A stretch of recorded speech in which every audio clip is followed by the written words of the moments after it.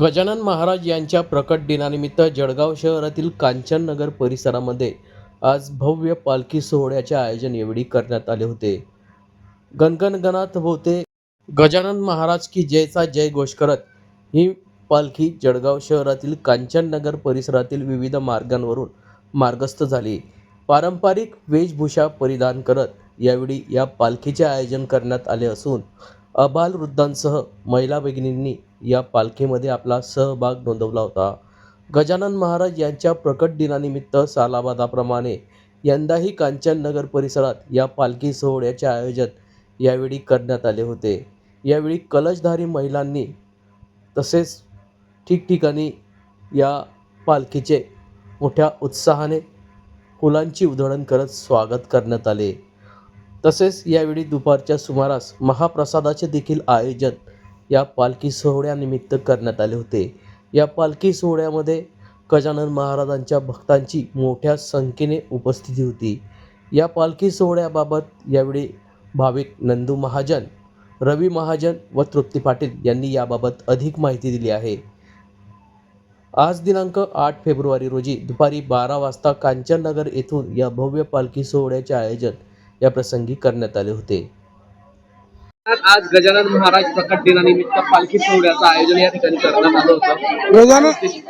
गजानन महाराज हे पूर्ण म्हणजे विश्वाचे मालक आहे, विष्णू भगवानचे अवतार आहे. यांनी विश्वाला असं शिकवलं आहे की अन्न जपा, एक एक कण जपा, अन्न हे पूर्ण ब्रह्म आहे.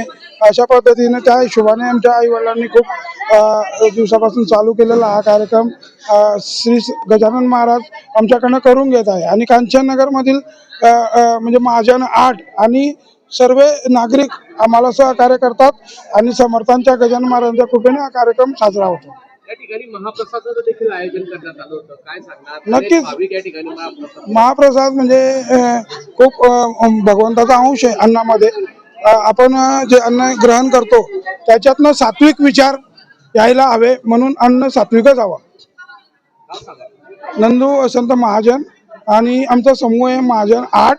आम्ही त्या माध्यमातून हा उपक्रम राबवतो. आणि पालखी सोहळ्याचं आयोजन कांचननगरात करण्यात आलं होतं. काय सांगणार? प्रकट दिन राज्यभरात साजरा करण्यात येतोय. गजानन महाराजांचा प्रकट दिवस आज आणि आम्हाला कांचननगर परिसरामध्ये आम्ही साजरा करतो प्रकट दिवस. आणि आमच्या कांचननगरचे सर्व नागरिकांच्या सहकार्याने आम्ही हा प्रकट दिवस साजरा करतो. आज पालखी सोहळा देखील पार पडलाय. पालखी सोहळा आम्ही सकाळी 9 वाजेला पालखी सोहळा करतो. पूर्ण कांचननगर परिसरामध्ये पालखीचं आयोजन होतं.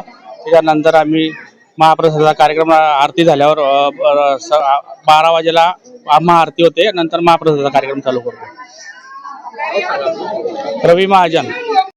गजानन महाराज यांचा पालखी सोहळा पार पडला आहे. या पालखी सोहळ्यामध्ये तुम्ही सहभागी झाला होता. मला खूप आनंद होत आहे. गेल्या 25 वर्षापासून माझे आजी आजोबांनी हा प्रथमतः कार्यक्रम सुरुवात केली होती.